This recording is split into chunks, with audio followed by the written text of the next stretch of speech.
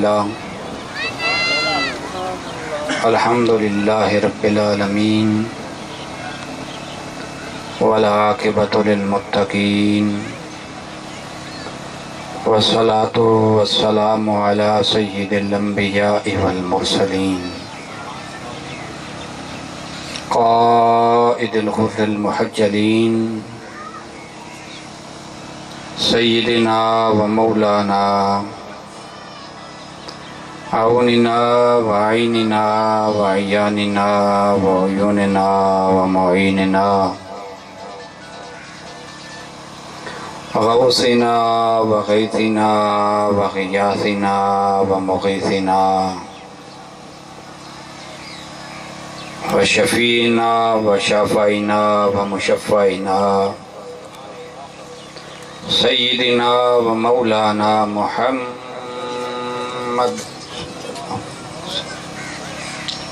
وعلى آلہ الطیبین الطاہرین واصحابہ الہادیین المہدیین واولیاء امتہ وعلماء ملتہ وسائر امتہ اجمعین اما بعد فاعوذ باللہ من الشیطان الرجیم بسم اللہ الرحمن الرحیم ولا تقولوا لمن يقتل في سبيل الله أموات بل أحياء ولكن لا تشعرون وقال الله تبارك وتعالى في مقام آخر ولا تحسبن الذين قتلوا في سبيل الله أمواتا بل احیاء عند ربهم یرزقون صدق اللہ العظیم ان اللہ وملائکتہ یصلون علی النبی یا ایھا الذین آمنوا صلوا علیہ وسلموا تسلیما صلاۃ و سلام پڑھیں اور ساؤنڈ والے کو بلائیں، اگر اس نے نہیں چلانا تو اٹھا لے.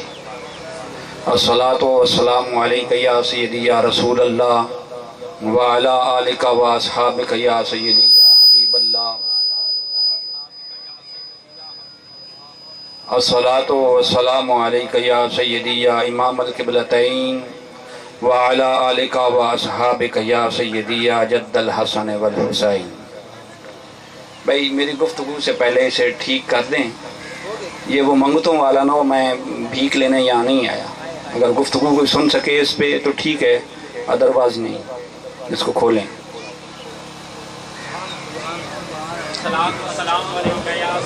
ایک دفعہ پڑھیں. الصلاۃ والسلام علیک یا سیدی یا رسول اللہ وعلی آلک و اصحابک یا سیدی یا حبیب اللہ. واجب الاحترام معزز و محتشم سامعین حضرات، میں نے قرآن مجید فرقان حمید میں سے دو مقامات سے تلاوت کا شرف حاصل کیا ہے.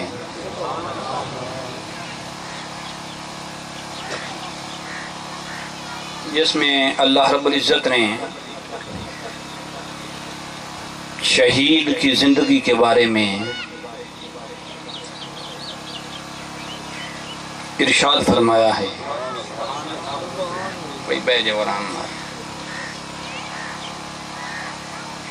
کہ شہید کی زندگی عام لوگوں کی زندگی سے الگ ہوتی ہے.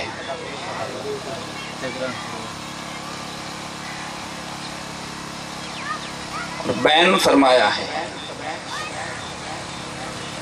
فرمایا وَلَا تَقُولُوا لِمَنْ يُقْتَلُ فِي سَبِيلِ اللَّهِ أَمْوَاتٌ. لوگوں جو اپنی جان کا نذرانہ اللہ رب العزت کی بارگاہ میں پیش کر دیں، جو اس کی راہ میں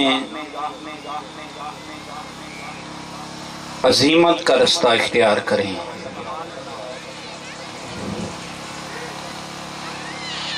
اور حق بات کے لیے نظام حق کے لیے اپنی جان پر کھیل کر اپنے خون سے تاریخ اسلام رقم کریں۔ تم اور وہ لوگ ایک جیسے نہیں ہو سکتے، اس لیے خبردار انہیں کوئی مردہ مت کہے۔ ان کی زندگی نے دین کو زندہ کیا ہے، ان کی وہ زندگی ہے جس نے دین کو زندہ کیا ہے، انہیں وہ زندگی ملی ہے جس زندگی نے تمہیں زندہ رہنے کا حق دیا ہے، انہیں وہ زندگی ملی ہے جس نے تمہیں راحت و سکون سے اللہ کا نام سننے کا موقع دیا ہے، انہیں وہ زندگی ملی ہے جس نے تمہیں راحت اور سکون کے ساتھ اللہ کی بارگاہ میں سجدے کرنے کا موقع دیا ہے، انہیں وہ زندگی عطا ہوئی ہے جس نے تمہیں اللہ اور اس کے رسول کے احکامات پر عمل کرنے کا موقع فراہم کیا ہے، انہیں وہ زندگی ملی ہے جنہوں نے تمہیں مسلمان کہلانے کا حق دیا ہے۔ تم ایسے لوگوں کو مردہ کہتے ہو؟ بل احیاء، وہ زندہ ہیں۔ اللہ فرماتا ہے تم مردہ کہتے ہو، میں انہیں زندہ کہتا ہوں، وہ زندہ ہیں، وَلَٰكِن لَا تَشْعُرُونَ، مگر تم شعور نہیں رکھتے۔ نعرہ رسالت، نعرہ حیدری، نعرہ غوثیہ۔ ایک چھوٹا سا نقطہ عرض کر کے میں پھر آگے چلنا چاہتا ہوں۔ عموماً ترجمہ کیا جاتا ہے کہ تمہیں شعور نہیں، تم شعور نہیں رکھتے۔ بھائی جو لا شعور ہو اسے دوسرے لفظوں میں بے وقوف کہتے ہیں، لطیفہ نہیں، میری بات پہ غور کرنا۔ جو لا شعور ہو اسے دوسرے لفظوں میں بے وقوف کہتے ہیں، پاگل کہتے ہیں، فاتر العقل کہتے ہیں، اور جو وہ پاگل ہو، دیوانہ ہو،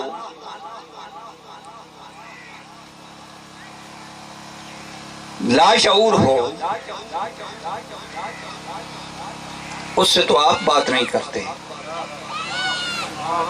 اس سے تو آپ بات نہیں کرتا، آپ بات نہیں کرتے۔ پنجابی جادے نہ چھڑو، پاگل ہے، اس نال گل کرن دا کوئی فائدہ ہے؟ کہتے ہیں نا آپ کہ وہ میری بات سمجھ نہیں سکتا، بھائی اس سے بات کرنے کو کوئی فائدہ ہے؟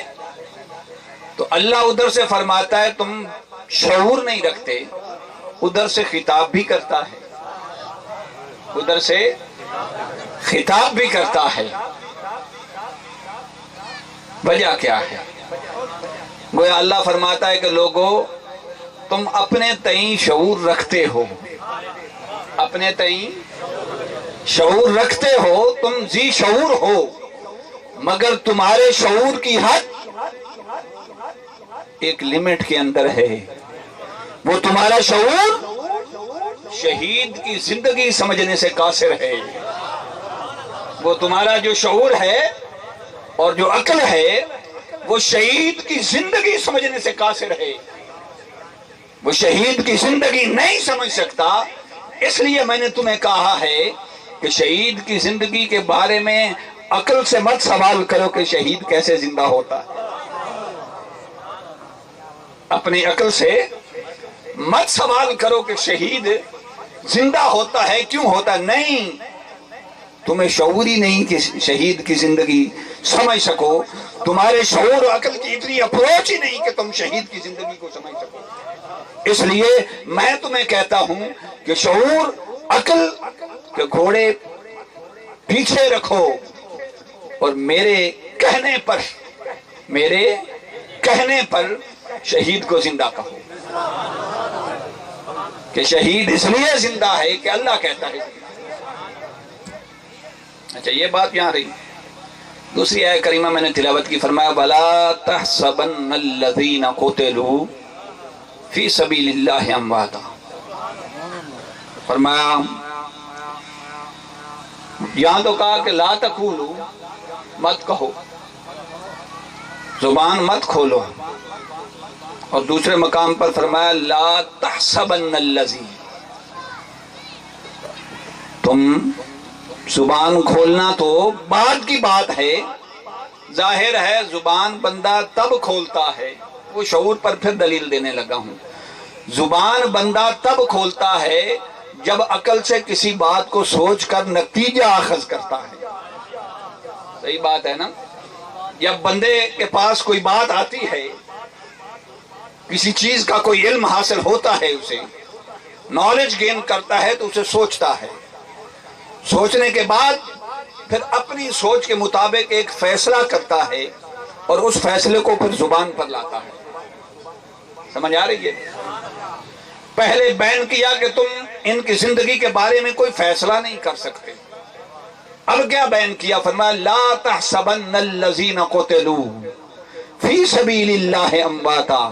بھئی پہلے تو میں نے تمہیں کہا تھا جو میرے راستے میں اپنی جانوں کے نذرانے پیش کریں انہیں مردہ مت کہو، وہ تو کہنے کی بات تھی، اب سنو کہنے سے پہلے سوچا جاتا ہے، کہنے سے پہلے سوچا جاتا ہے۔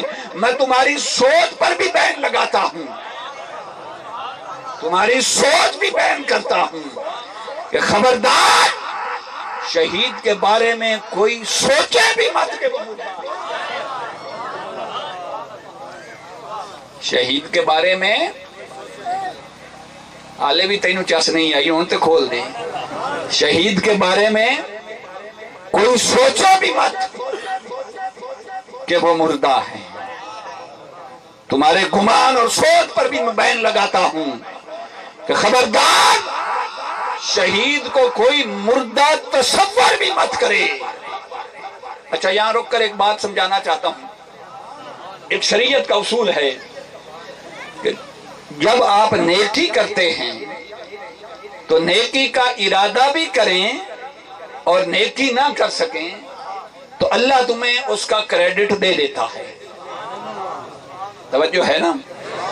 نیکی کا ارادہ کریں نہ کر سکیں، استطاعت سے باہر ہو، اللہ رب العزت تمہیں اس سوچ پر، اس ارادے پر کریڈٹ دے دیتا ہے کہ چلے نہ کر سکا، اس کی پہنچ نہیں تھی، لیکن ارادہ تو رکھتا تھا، اللہ اس سوچ پر، اس ارادے پر عمل کا کریڈٹ دے دیتا ہے۔ بات سمجھ رہے ہیں؟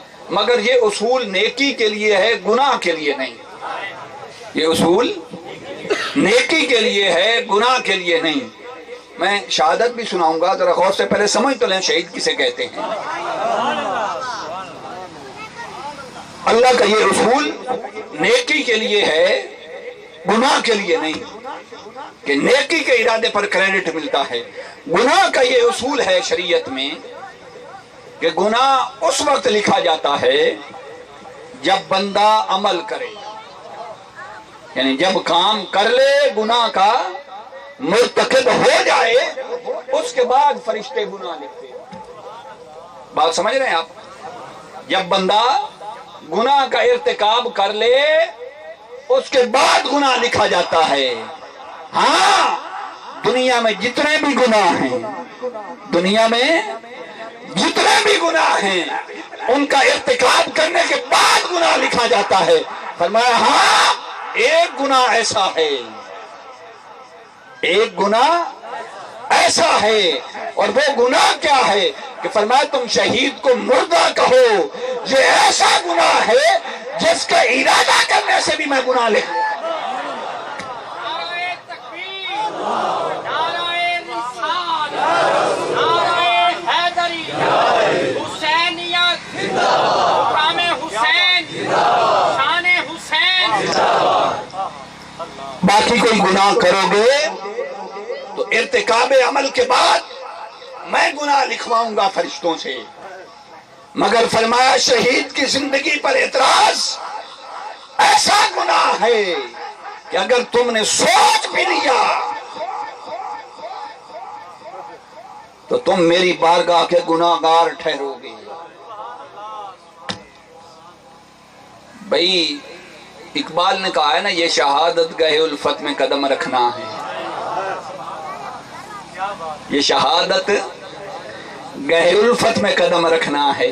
اور بات سمجھ لیجئے، اقبال نے پتہ نہیں کہاں کی بات کی ہے، میری اپروچ وہاں تک نہیں، مگر اقبال کہتا ہے یہ شہادت گہے الفت میں قدم رکھنا ہے۔ مجھے جو بات سمجھ آئی ہے وہ یہ ہے کہ اقبال کہتا ہے شہید ہوتا ہی وہ ہے جو شہید محبت ہو، جو کسی کی محبت میں اپنے سر پیش کر دے، کسی کی محبت میں اپنے سر کا جان کا نذرانہ پیش کر دے، اسے شہید کہتے ہیں۔ سیاست کی خاطر مرنے والا، دنیا کی خاطر مرنے والا، اب تو پاکستان میں شہیدوں کی بھرمار ہو گئی۔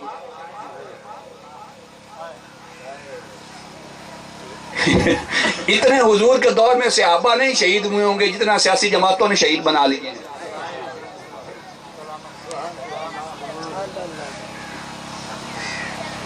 شہادت کے لیے جہاد فی سبیل اللہ شرط ہے، جہاد فی سبیل اللہ شرط ہے۔ جو اللہ کی محبت میں اور اللہ کے رسول کی محبت میں سر نہ کٹائے، اصول یاد رکھ لیں۔ اور میرا چیلنج ہے کسی مفتی سے پوچھ لیں، جو شخص اللہ اور اس کے رسول کی محبت کے بغیر مرے گا وہ کبھی شہید نہیں ہو سکتا۔ شہید وہ ہے جو اللہ اور اس کے رسول کی محبت میں جان کا نذرانہ پیش کرے، ہم اسے شہید مانتے ہیں۔ اس لیے اقبال کہتا ہے یہ شہادت گہے الفت میں قدم رکھنا ہے۔ لوگ آسان سمجھتے ہیں مسلمان ہونا، تم نے اسلام کو اتنا سستا سمجھ لیا ہے۔ اس اسلام کی آبیاری علی اصغر کے خون سے ہوئی ہے، اس اسلام کی آبیاری علی اکبر کی جوانی سے ہوئی ہے، اس اسلام کی آبیاری حضرت قاسم کی جوانی سے ہوئی ہے، اس اسلام کی آبیاری عباس علمدار کے بازوؤں سے ہوئی ہے، اس اسلام کی آبیاری اس نواسہ رسول کے خون سے ہوئی ہے جو رسول اللہ کے کندھے پر ہوتا تھا، جبریل وحی لے کر نازل ہوتا تھا۔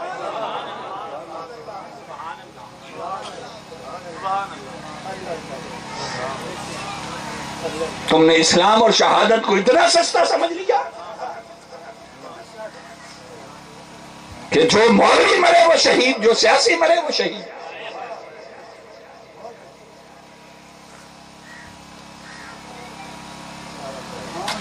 مارنے والا بھی شہید، مرنے والا بھی شہید۔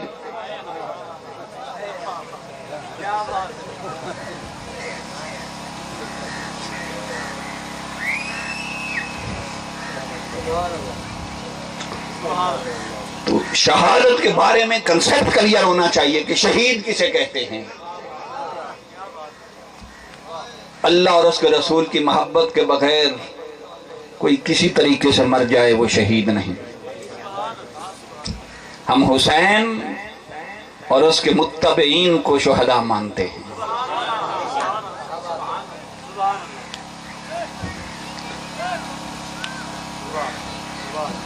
یہ شہادت اتنی سستی نہیں۔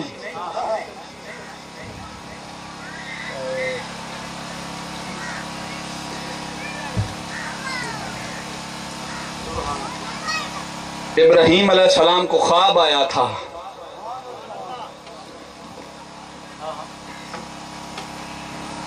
تین راتیں خواب آتا رہا، تیسرے دن اپنے صاحبزادے حضرت اسماعیل سے اس خواب کے بارے میں گفتگو فرمائی فرمایا انی ارا فی المنام انی اذبحک فانظر ماذا ترا.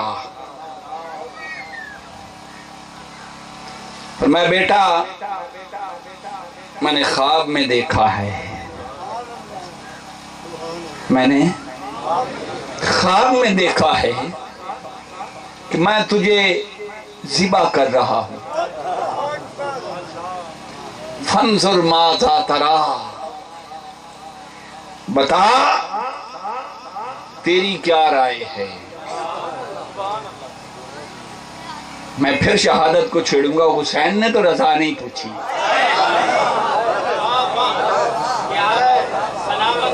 اللہ فرماتا ہے پھر اسماعیل علیہ السلام نے فرمایا یا ابت افعل ما تؤمر، اے ابا جان اگر یہ اللہ کا حکم ہے، اگر یہ اللہ کا حکم ہے، افعل، پھر آپ کریں جو آپ کو حکم دیا گیا ہے. حسین کے تو 72 ساتھیوں نے نہیں پوچھا کہ خدا نے کہا ہے یا نہیں. عرض کی مولا حسین ہم تو تیرے قدموں پہ کٹنے آئے ہیں.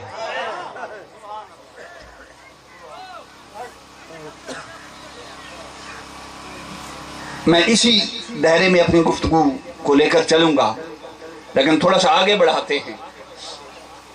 جو باتیں میں نے کی ہیں آپ نے ذہن میں رکھنی ہیں کہ خواب میں ذبح کرنے کا حکم ہوا.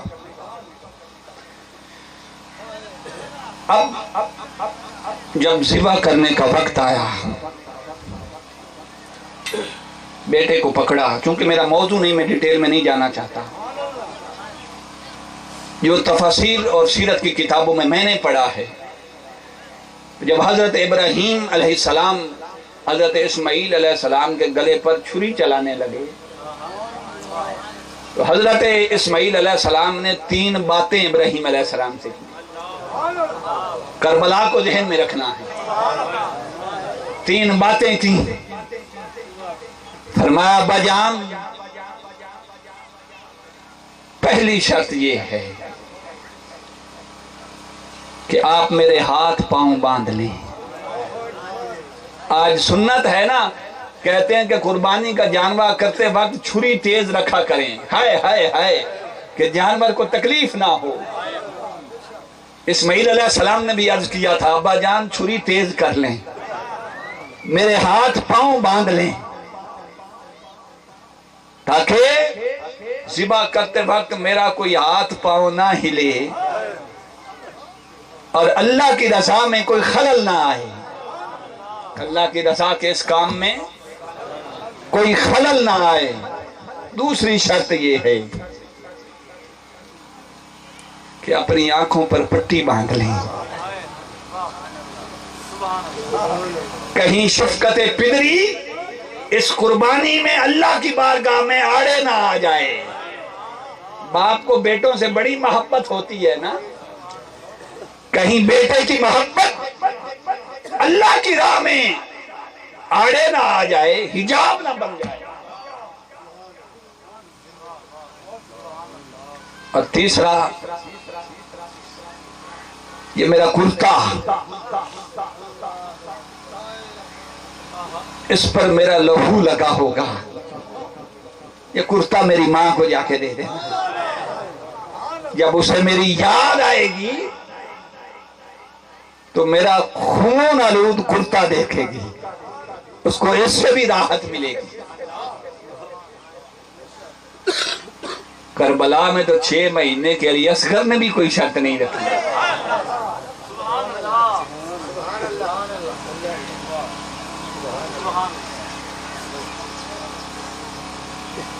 ذبح کرنے لگے.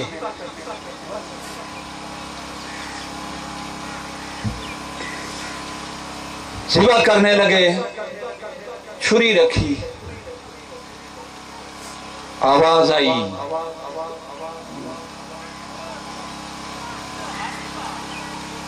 یا ابراہیم قد صدقت الرؤیا،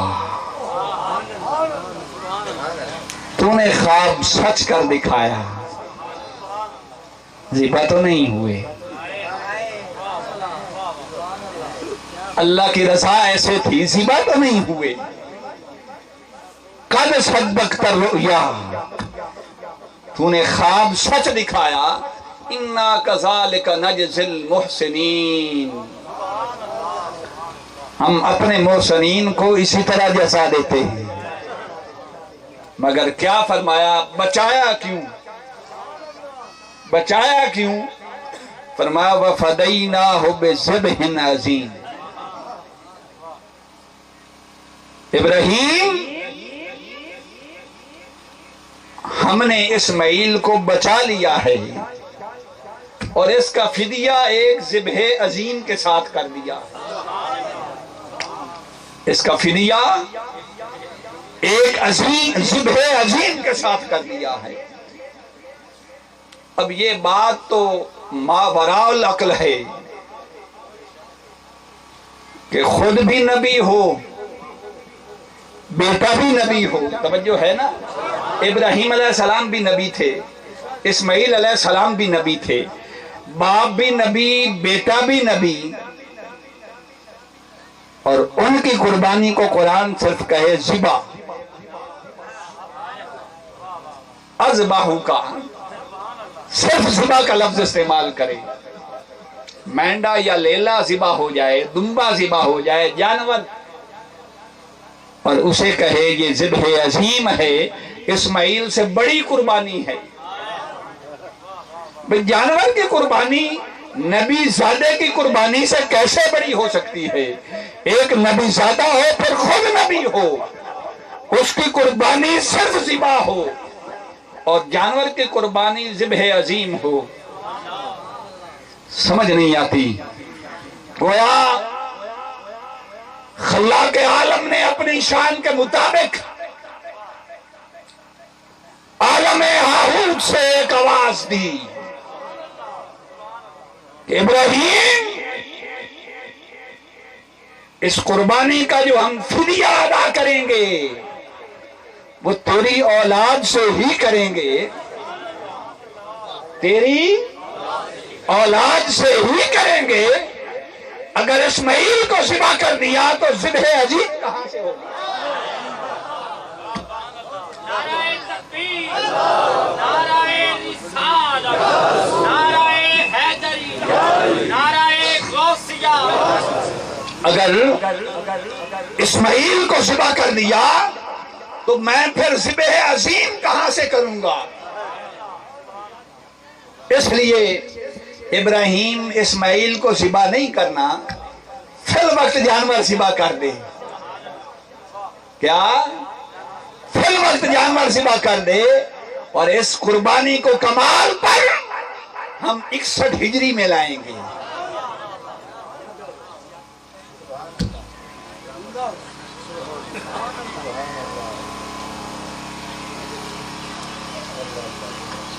کیونکہ ابراہیم علیہ السلام کے بیٹے حضرت اسماعیل کی اولاد سے علیہ السلام آقا کی ولادت ہونی تھی۔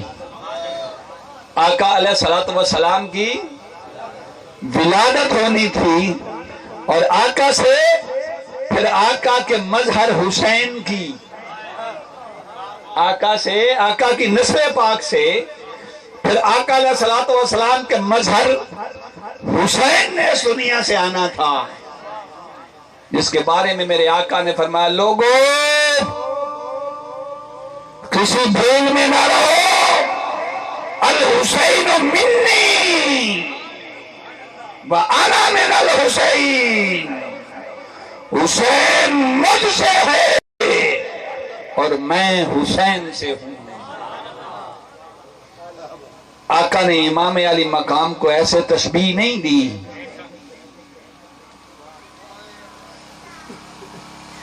چلیں گفتگو کو آگے لے کر چلتے ہیں۔ آقا علیہ السلام کی ولادت ہونی تھی، اور پھر آقا کے نواسے امام علی مقام پر ذبح عظیم نے پہنچنا تھا۔ یہ ذبح عظیم ان کے حصے میں آنی تھی۔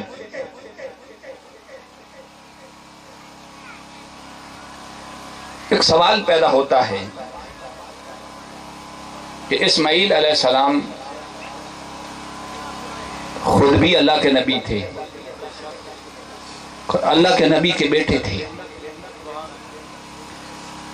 امام حسین نبی تو نہیں تھے، نہ نبی کے بیٹے تھے، نواسے تھے۔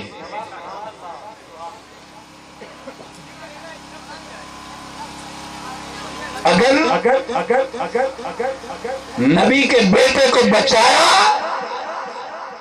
تو پھر نبی کے بیٹے کو ذبح ہونا چاہیے تھا، اس کو میدان کربلا میں ہونا چاہیے تھا، مگر اللہ نے میرے آقا کے کسی صاحبزادے کو ذبح عظیم،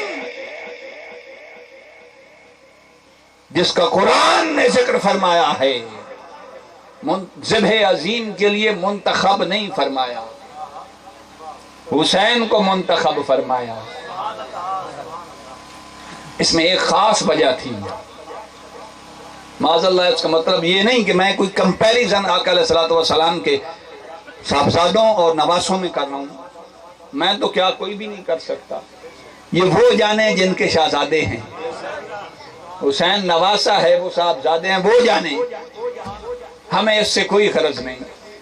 مگر ایک نقطہ ضمن میں عرض کرنا چاہتا ہوں کہ چاہیے تو یہ تھا کہ آقا علیہ السلام کے کسی صاحبزادے کو منتخب کیا جاتا، کیونکہ اسماعیل علیہ السلام نبی کے بیٹے تھے، خود بھی نبی تھے۔ اگر ایسا انتخاب کیا جاتا تو اس میں ایک بات آڑے آتی تھی، وہ یہ تھی کہ اگر حضور علیہ السلام کے کسی صاحبزادے کو ذبح عظیم کے لیے منتخب کیا جاتا اور وہ نبی نہ ہوتا، حضور کا صاحبزادہ نبی نہ ہوتا، تو بنی اسرائیل والے تانا دیتے ہیں کہ اسماعیل علیہ السلام تو نبی تھے، تمہارے نبی کا بیٹا تو نبی نہ بن سکا۔ بنی اسرائیل والے حضرت اسحاق علیہ السلام اللہ کے نبی تھے، باپ بھی نبی ابراہیم علیہ السلام، بیٹا بھی نبی اسحاق علیہ السلام، پھر ان کے بیٹے حضرت یعقوب علیہ السلام بھی نبی، پھر ان کے بیٹے حضرت یوسف علیہ السلام بھی نبی۔ تو بنی اسرائیل والے تانا دیتے کہ تمہارے نبی کو اللہ نے نبوت تو عطا کی، مگر تمہارے نبی کا کوئی بیٹا تو نبی نہ بن سکا نا۔ اور اگر حضور علیہ السلام کے بیٹے کو نبوت اللہ رب العزت عطا کر دیتا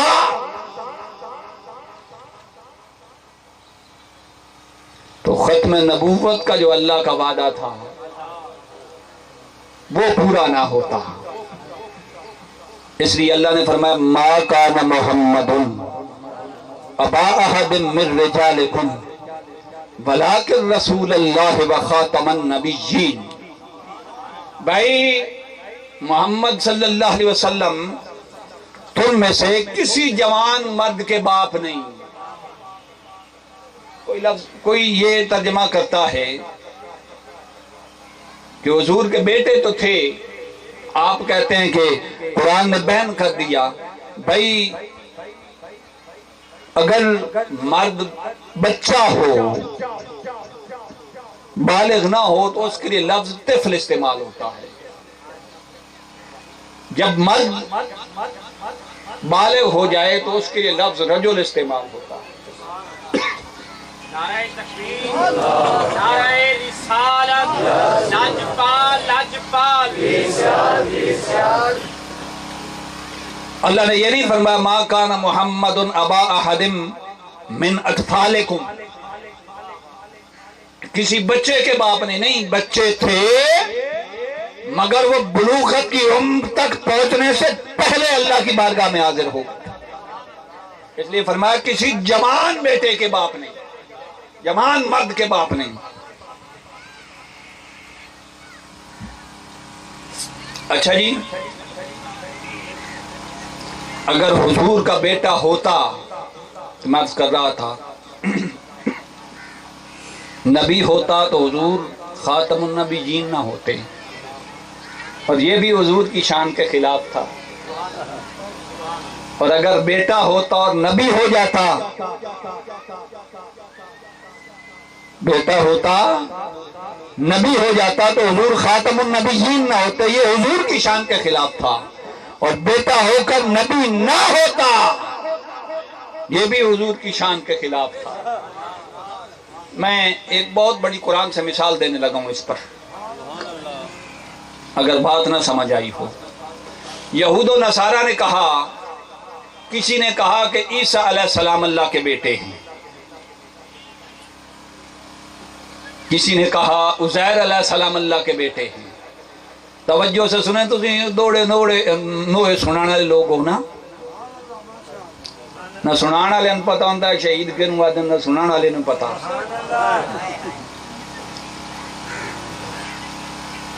تو یہود و نصارہ نے کہا کہ حضرت عیسیٰ علیہ السلام یا حضرت عزیر علیہ السلام اللہ کے بیٹے ہیں۔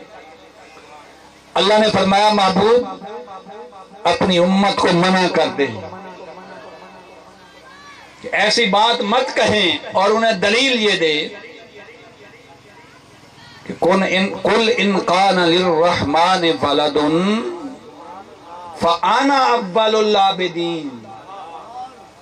آقا نے فرمایا لوگو، کائنات والو، اگر اللہ کا کوئی بیٹا ہوتا، اب توجہ رکھنی ہے، حضور کے بیٹے پر میں مثال دینے لگا ہوں کہ جوان کیوں نہیں ہوا، کہ اگر اللہ کا کوئی بیٹا ہوتا، آقا نے فرمایا ان کان للرحمن ولد، اگر اللہ کا کوئی بیٹا ہوتا فانا اول العابدین، تو سب سے پہلے اللہ کے اس بیٹے کی عبادت آقا نے فرمایا میں کرتا۔ اب چونکہ اللہ کا کوئی بیٹا نہیں، اس لیے ہم اسی کے سامنے اپنی جبین نیاز خم کرتے ہیں، اسی کی بارگاہ میں سجدے کرتے ہیں۔ بھائی اللہ کا بیٹا کیوں نہیں ہوا؟ سوال پہ پیدا ہوتا ہے کہ اللہ کا بیٹا کیوں نہیں ہوا؟ میں یہ بات بعد میں عرض کرتا ہوں، پہلے مثال ایک سمجھا لیتا ہوں کہ پنڈاں کوئی بندہ چنگی زندگی گزار جاوے نا، اللہ سارے نو چنگی زندگی گزارنے توفیق دے، کوئی بزرگ کسی پنڈ چنگی زندگی گزار دے، صوفی ہوئے، تہجد پڑھتا ہوئے، نمازاں پڑھتا ہوئے، تو خدا نہ خواستہ او دا پتر مسیح دے کوئی بھی نہ لگدا ہوئے، یا زندگی شرابہ کباباں گزار دیندہ ہوئے، دینا ہے اس پیو دا پوترے، کچھ نہ کوئی تو پیو دی بھی ہاتھا کون دی ہے نا، کہ اے او دا پوترے تے انجے، اے او دا پوترے تے انجے۔ قرآن کہتا ہے ان کان للرحمن ولد، اگر خدا کا بیٹا ہوتا، بیٹا ہو کر خدا جیسا ہوتا، بیٹا ہو کر خدا جیسا ہوتا تو خدا وحدہ لا شریک نہ کہلاتا، اس کا شریک بن جاتا نا۔ خدا جیسا ہوتا تو خدا جیسا ایک اس کا بیٹا بھی ہو جاتا۔ جب دو ایک جیسے ہو جائیں تو ظاہر ہے پھر شان یکتائی تو نہیں نہ رہتی۔ خدا کا بیٹا ہوتا اور خدا نہ بنتا تو پھر بھی خدا کی شان میں لوگ باتیں کرتے کہ خدا کا بیٹا تو ہوا مگر اس جیسا تو نہ ہوا، ہوتا تو وہ یکتا نہ ہوتا۔ اگر خدا کا بیٹا، سمجھ رہے ہیں، خدا جیسا ہوتا تو خدا یکتا نہ ہوتا، اور اگر خدا کا بیٹا خدا نہ ہوتا تو لوگ تانا دیتے کہ خدا دا پتر آئی دے موڑ بھی ہو جا بڑھیا۔ بات سمجھ رہے ہیں؟ بے نہیں اسی طرح حضور کا بیٹا اگر جوان ہوتا، نبی ہوتا، تو حضور پھر خاتم النبیین نہ رہتے، وہ شان یکتائی نہ رہتی مخلوق میں۔ اور اگر بیٹا جوان ہوتا اور نبی نہ بنتا تو پھر بنی اسرائیل والے تانا دیتے کہ ہمارے انبیاء کے بیٹے تو نبی بنے، تمہارے نبی کا بیٹا تو نبی نہ بن سکا نا، اس لیے اللہ نے فرمایا حبیب جیسے میرا کوئی بیٹا نہیں کہ کسی طریقے سے نہ کوئی میرے برابر ہو نہ کوئی مجھے تانا دے، اسی طرح تیرا جوان بیٹا بھی اس مصلحت کے لیے جوانی سے پہلے تیرے 3 بیٹے صاحبزادے لے لیے کہ نہ کوئی تیرے جیسا ہو۔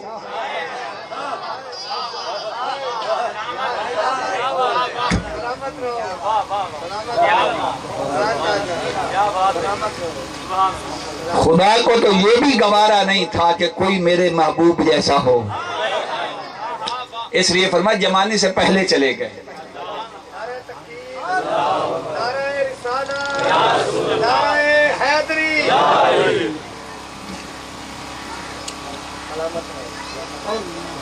میں بات سمجھ رہے ہیں نا؟ اب پھر شہادت کی طرف چلتے ہیں، یہ بین و سطور بات آ گئی تھی، اس لیے اللہ رب العزت نے آقا علیہ الصلوۃ والسلام کے کسی صاحبزادے کو ذبح عظیم کے لیے منتخب نہیں فرمایا کہ اگر منتخب فرماتا وہ جوانی کی عمر کو پہنچتے، جوانی کی عمر کو پہنچ کر نبی نہ بنتے تب بھی حضور کی شان میں لوگ باتیں کرتے، اور اگر نبی بن جاتے تو حضور خاتم النبیین نہ رہتے، اس لیے اللہ نے نواسہ رسول کا انتخاب کیا۔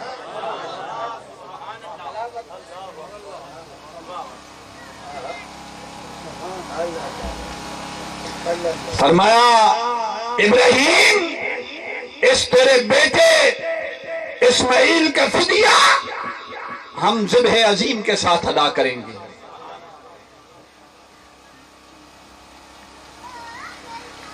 پھر تاریخ نے دیکھا کہ وہ حسین جس کی شہادت کی خبریں میرے آقا نے حسین کی ولادت کے ساتھ ہی دے دی تھی۔ اس پر 2 روایات عرض کر کے میں نے ایک آدھ واقعہ صرف آپ کو شہادت کا سنانا، چونکہ وقت کے دامن میں اتنی گنجائش نہیں، 5 بجنے والے ہیں، اگر وقت ہوتا تو میں تھکن والا بندہ نہیں ہوں۔ امام علی مقام امام حسین علیہ السلام، آپ کو چونکہ آقا علیہ الصلوۃ والسلام کہ نواسہ ہونے کی حیثیت سے ذبح عظیم کے لیے چنا گیا۔ حضرت ام سلمہ رضی اللہ تعالیٰ عنہ ارشاد فرماتی ہیں ایک دن میں نے دیکھا آقا علیہ الصلوۃ والسلام کی چشمان مبارک میں آنسو ہیں، چہرے پر ملال ہے، پریشانی کی کیفیت ہے، پریشانی کی کیفیت ہے، چہرہ پر ملال ہے۔ حضرت ام سلمہ فرماتی میں حضور کی خدمت میں حاضر ہوئی تو میں نے عرض کی یا رسول اللہ صلی اللہ تعالی علیہ وسلم، آپ کے چہرے کا ملال، غم اور پریشانی ہمیں بےتاب کر دیتی ہے، وجہ کیا ہے، سبب کیا ہے؟ تو آقا علیہ الصلوۃ والسلام نے فرمایا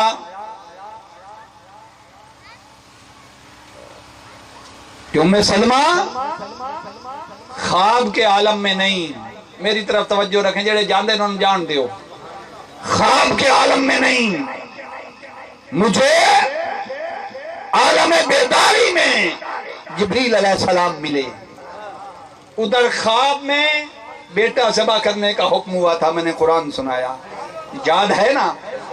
فرمایا انی اذبحک انی ارا فی المنام انی اذبحک، کہ میں خواب میں دیکھتا ہوں کہ میں اسماعیل تجھے ذبح کر رہا ہوں۔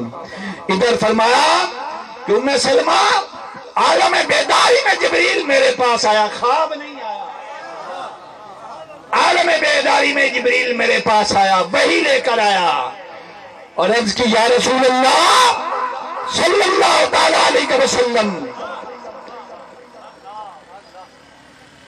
آگے آقا نے فرمایا ان ابنی الحسین یقتل فی ارض یقال لہ کربلا او عراق، یہ بیٹا تیرا کربلا میں عراق کی سرزمین پر قتل کیا جائے گا۔ آقا نے فرمایا، پھر حدیث کے الفاظ ہیں کہ میں نے کہا کہ جبریل ارنی تربت الارض، جبریل ہائے ہائے ہائے مجھے اس میدان کی مٹی تو دکھا، اس زمین کی مٹی تو دکھا جس پر میرا حسین شہید ہوگا۔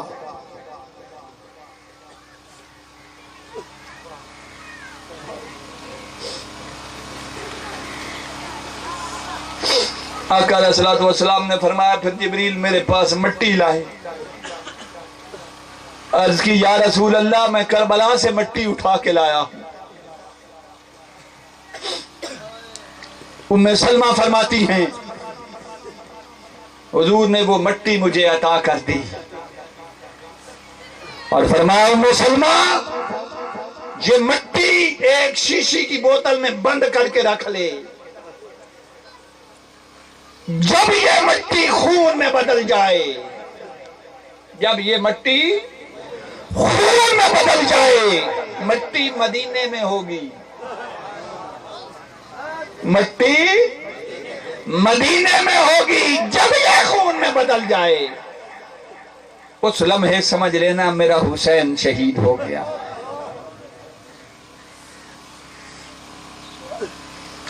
اچھا حدیث پر اگر توجہ ہو تو آقا کو یہ خبر تھی کہ جب حسین شہید ہوگا ام سلمہ زندہ ہوں گی، اس لیے فرمایا کہ جب یہ مٹی خون میں بدل جائے ام سلمہ تو دیکھے گی، یہ منظر تو دیکھے گی۔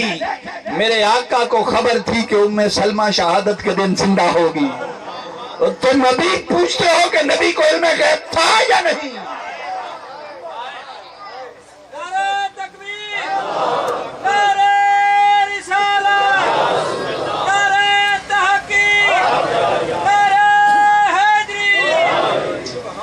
جب یہ مٹی خون میں بدل جائے تو سمجھ لینا میرا حسین۔ چلیے کربلا کی طرف چلتے ہیں۔ 10 محرم الحرام کا دن آیا، دوپہر کا وقت تھا، ظہر کا وقت تھا۔ حضرت سلمہ رضی اللہ تعالیٰ عنہ ارشاد فرماتی ہیں کہ میں حضرت ام سلمہ رضی اللہ تعالیٰ عنہ کے گھر گئی، مدینہ میں ام سلمہ کے گھر گئی، دیکھا کہ ام سلمہ وہ مٹی ہاتھ میں لیے بیٹھی ہیں اور زاروں قطار رو رہی ہیں۔ ام سلمہ فرماتی میں نے پوچھا کہ آپ کو کیا ہوا؟ حضرت سلمہ فرماتی ہیں تو حضرت ام سلمہ نے پھر مجھے وہ بات سنائی کہ میرے آقا نے فرمایا ام سلمہ یہ مٹی رکھ لے، اذا تحولت هذه التربة دما فاعلمي ان ابني الحسين قد قتل، جب یہ مٹی خون میں بدل جائے تو سمجھ لینا حسین شہید ہو گیا۔ ام سلمہ فرماتی ہیں پھر حضرت سلمہ کو واقعہ سنا رہی ہیں اس دن کا 10 محرم کا، میں سوئی ہوئی تھی، میں نے خواب میں دیکھا کہ آقا دو جہاں صلی اللہ تعالیٰ علیہ وسلم تشریف لائے۔ فرماتے ہیں رأیت رسول اللہ صلی اللہ علیہ وسلم اشعث اغبرا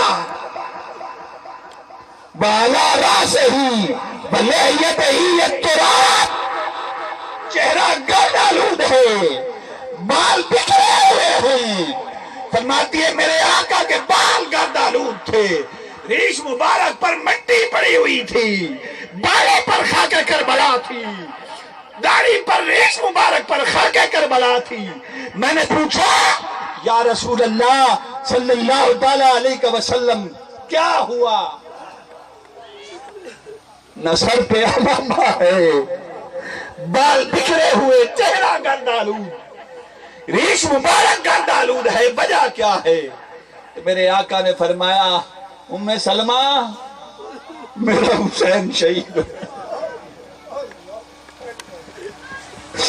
میں سارا دن کربلا کے میدان میں حسین اور اس کے ساتھیوں کی شہادتوں کا منظر دیکھتا رہا.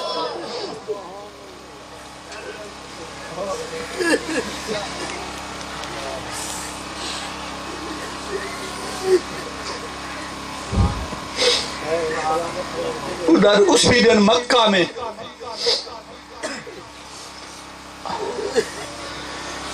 عبداللہ بن عباس کو آقا ملے رضی اللہ تعالی عنہما. حضرت عبداللہ بن عباس کو ملے. وہ فرماتے کہ میں نے آقا کو دیکھا اشعث اغبرا بیدہی قارورۃ فیہا دم. میں نے آقا کو دیکھا چہرہ گرد آلود ہے, پریشانی کے آثار ہیں چہرے پر, گرد آلود لباس ہے, ایک شیشی ہاتھ میں ہے, ایک بوتل ہاتھ میں ہے جو خون سے بھری ہوئی ہے. میں نے پوچھا یا رسول اللہ یہ آپ کا چہرہ انور گرد آلود, بال گرد آلود, داڑھی مبارک گرد آلود, کپڑے گرد آلود اور شیشی میں خون, کیا ہے یہ منظر؟ کیا ہوا یا رسول اللہ صلی اللہ علیہ وسلم؟ مارا گا یا رسول اللہ. حضور کیا ہوا؟ آقا نے فرمایا ابن عباس میں سارا دن کربلا میں رہا اور حسین اور اس کے ساتھیوں کا خون جمع کرتا رہا. آئے آئے آئے ظالمو, تم یزید اور حسین کو ایک جیسا سمجھتے ہو. تم یہ کہتے ہو کہ وہ بھی صحابی زیادہ تھا, یہ بھی صحابی زیادہ تھا, شہزادوں کی جنگ تھی. ظالمو, جس حسین کا خون مصطفیٰ نے خاک کربلا میں اکٹھا کیا ہو, شیشے میں بند کیا ہو, اور چہرہ گرد آلود اور پریشان ہوں, کس اسلام کی بات کرتے ہو؟ ہم اسلام میں حسینی ہیں اور حسینی اسلام کو مانتے ہیں اور حسینی مسلمان ہیں. جرأت ہے تو یزید کا کوئی دین نکال کر دیکھو, یزید کے پیروکار بن جاؤ. اگر حسین کے نانے کا کلمہ پڑھنا ہے تو پھر حسین کا غلام بننا پڑے گا.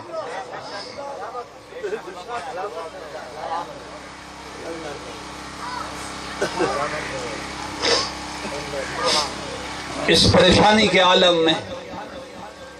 میں صرف ایک شہادت 10 منٹ میں عرض کرنا چاہتا ہوں, اس پہ 5 بج چکے ہیں. ایک ہی شہادت پر اکتفا کروں گا کیونکہ وقت کے دامن میں اتنی گنجائش نہیں. 10 محرم الحرام کا دن آیا. امام علی مقام امام حسین علیہ السلام کے اصحاب ایک ایک کر کے حسین کے قدموں پر اپنی جان کے نذرانے پیش کرتے رہے. پھر باری آئی آل رسول کی, پھر آل رسول کی باری آئی, اور آل رسول کا ہر جوان کوئی سواری پر, کوئی پیدل, اور کوئی اتنا معصوم کے ہاتھوں پر ہے. ہر ایک نے جان کے نذرانے پیش کیے. جب حضرت قاسم اور حضرت علی اکبر کی شہادتیں ہو گئیں تو میرے آقا امام علی مقام امام حسین علیہ السلام خود تیار ہونے لگے. حضرت زینب نے جب خیمے سے دیکھا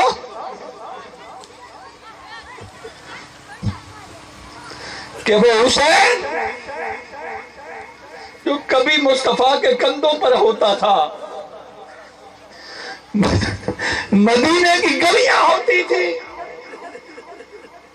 حسین کے ہاتھوں میں آقا کی ولیل زلفیں ہوتی تھی, حسین جدھر کھینچتا تھا آقا ادھر مڑتے تھے. جبریل قرآن نازل کرتا تھا، وہ حسین آج تنہا اکیلا لاشیں اٹھا کے، اب جب سارے لاشیں اٹھا کے کربلا میں ایک طرف رکھ دیے تو تنہا حسین کھڑا ہے۔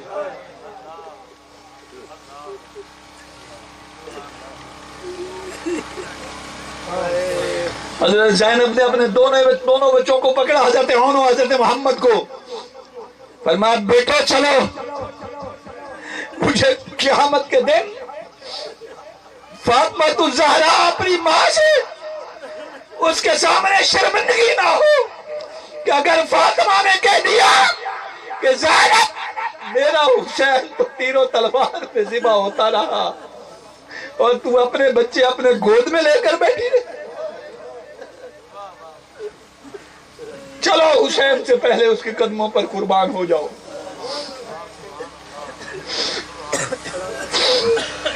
دونوں ننھے شہزادے، چھوٹے چھوٹے شہزادے، حضرت عون و محمد، حضرت زینب لے کر کربلا میں اتری۔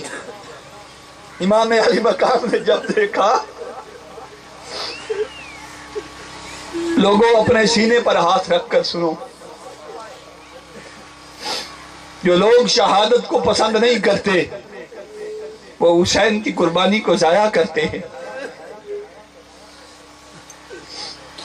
اے انمی اس دور دے اندر بھی جیڑا کمزور جیڑا غریب بھائی کیوں نہ ہوئے،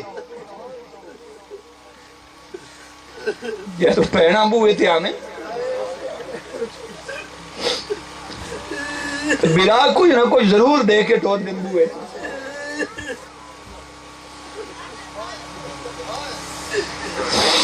حضرت زینب جب آئی، آقا حسین نے دیکھا، فرمایا بہن زینب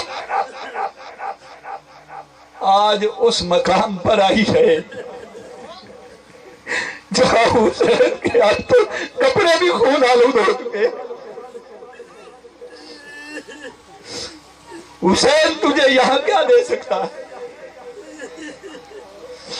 حضرت زینب نے عرض کی، بھائی حسین ساری زندگی تجھ سے لیا ہے، آج زینب لینے نہیں کچھ دینے آئی ہے۔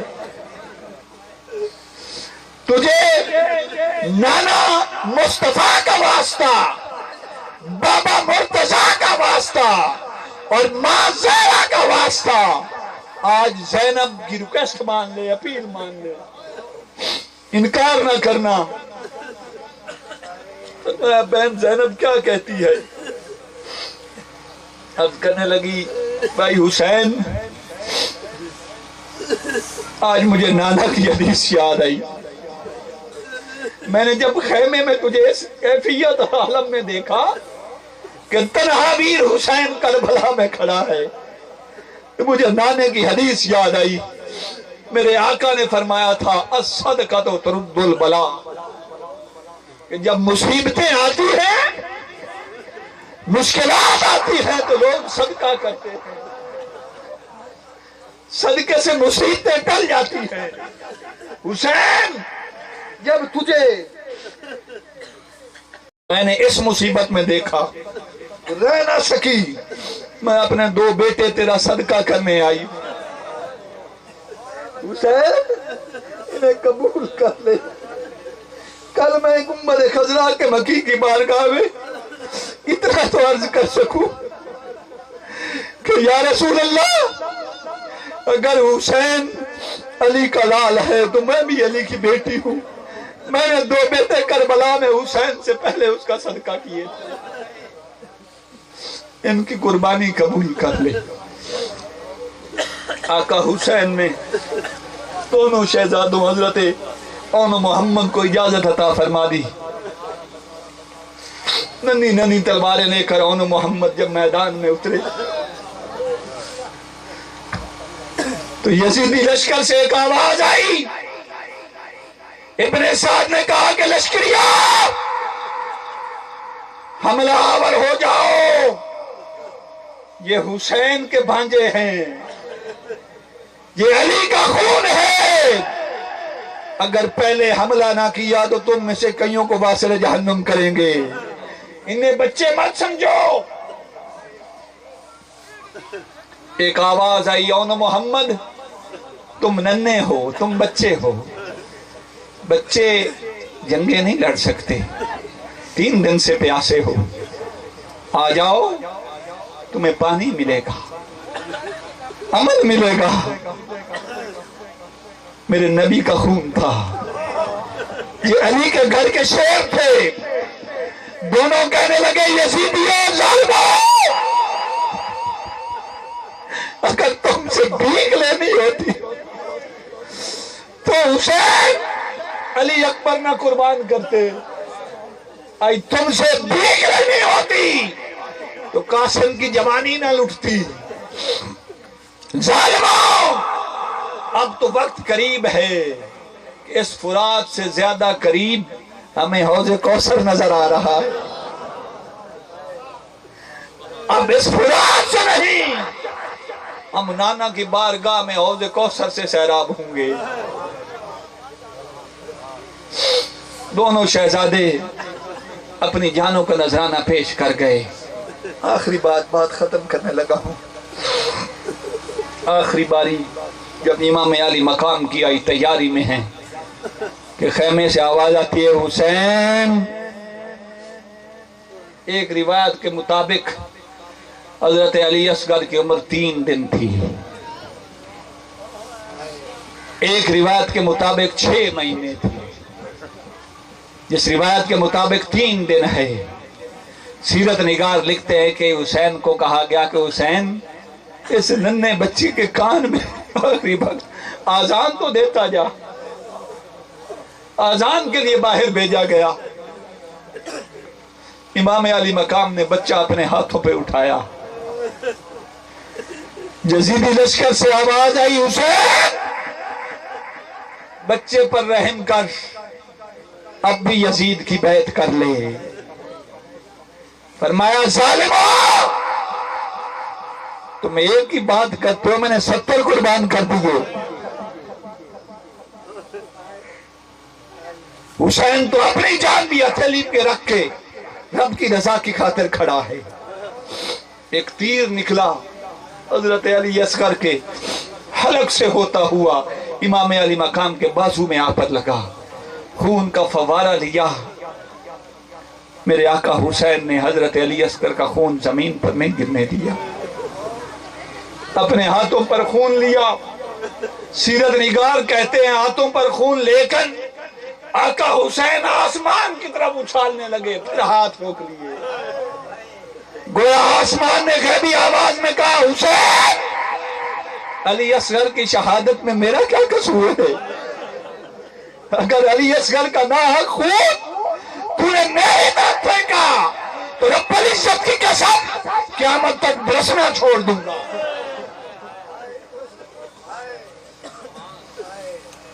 آقا حسین نے وہ خون کربلا کی زمین کی طرف اڈیلنا چاہا، پھر ہاتھ روک لیے. کربلا کی خاک نے آواز دی حسین بہت کچھ ہو گیا، اس ناحق مظلوم شہید کا خون اگر تو نے میرے سپرد کیا تو قیامت تک سبزہ اگانا چھوڑ دوں گی. اس عظیمت کے پیکر نے، اس رضا کے پیکر نے حضرت علی اصغر کا خون نہ آسمان کی طرف اچھالا نہ زمین پر پھینکا، اپنے چہرے پر مل لیا اور ہاتھ اللہ کی بارگاہ بلند کر کے عرض کی مولا حسین تجھے گواہ بنا کر کہتا ہے کہ حسین نے تیرے محبوب تیرے محبوب کے نام پر آخری معصوم بھی قربان کر دیا، مگر تیرے محبوب کا دین بچا لیا. واپس پلٹے، بڑی کربناک منزل ہے. خیموں کی طرف دیکھا، فرمایا علی اصغر میرا جملہ آخری ہے، علی اصغر یہ کیسا وقت ہے، اس وقت میں تو نے باپ کی کمر دوری کی، باپ کی کمر کمزور کی۔ علی اصغر جس وقت تیرے باپ کے سوا تیرا جنازہ پڑھنے والا بھی کوئی نہیں بچا،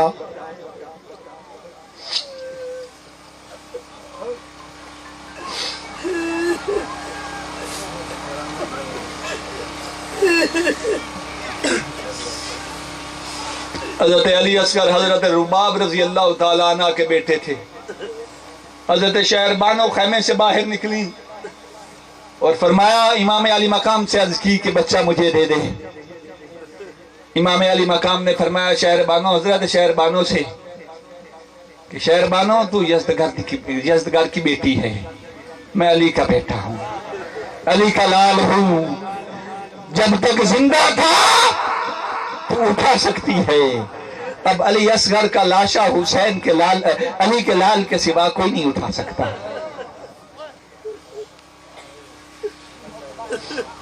جب تک نہ جلے دیپ شہیدوں کے لہو سے، جب تک نہ جلے دیپ شہیدوں کے لہو سے، کہتے ہیں کہ جنت میں چراغاں نہیں ہوتا۔ حسین قربان جاؤں تیری شان پر، تو نے کربلا میں 72 شہید کروا کے 72 معصوم جانوں کے بدلے جنت کو بھی روشن کر دیا۔ اللہ رب العزت ہمیں اسوہ حسینی پر چلنے کی توفیق عطا فرمائے۔ وما علیہ الا البلاغ المبین۔